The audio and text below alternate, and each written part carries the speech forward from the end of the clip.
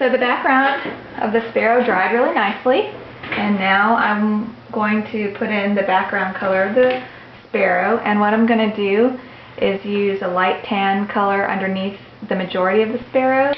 So I'm going to use some burnt sienna, really watered down, and what I'm going to do first is just kind of wet the whole bird, because this first stage I want to keep nice and loose and flowing, and just I want to drop several different colors in just to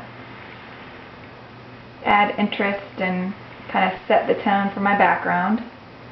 So I'm just going to carefully wet this whole area, being careful not to get the eye, because that's the level of high detail that I want to have.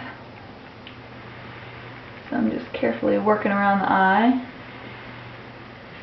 using my brush that takes a lot of water in, because it kind of acts like a mop, so it's just kind of floating in a bunch of water into that area. And then next what I'm going to do is use a smaller brush, and then I'm going to use my palette, and I've got some burnt sienna already here all nice and wet, and I'm just going to I'm going to clean my palette a little here, because I don't really want any green in the bird. So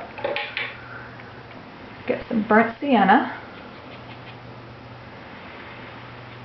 and I'm going to work that around on my palette so that I dissolve all the little granules in there, because I don't want any granules on my painting. Get it really wet, and then just drop some in. The breast of this bird is really light because that's where the sun is hitting it, so I'm going to keep that really subtle. It's not going to be much color at all.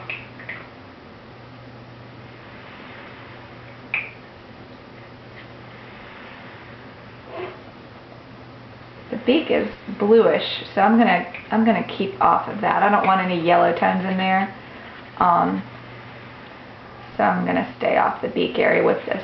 Burnt sienna looks kind of reddish, but it's actually a yellow. It mixes like a yellow. So if you add red to it, it'll get more orangey. If you add blue to it, it actually turns kind of black.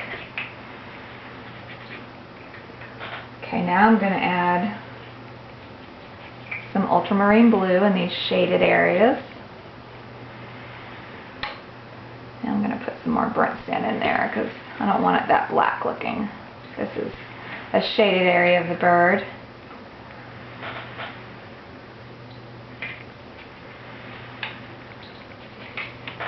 So I'm just getting more burnt sienna, getting a little bit of ultramarine, just to make that a darker, a cooler brown.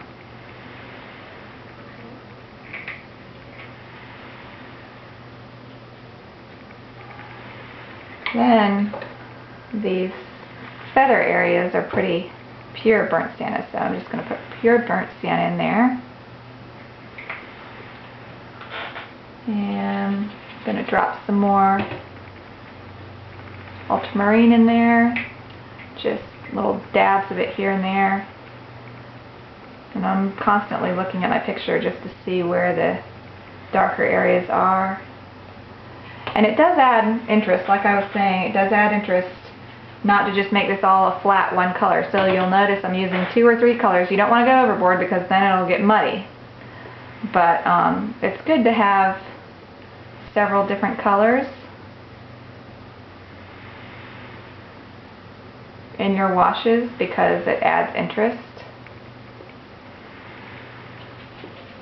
Just going to pick up a little bit of burnt sienna and water it down just a little to add some color here, just like in the picture.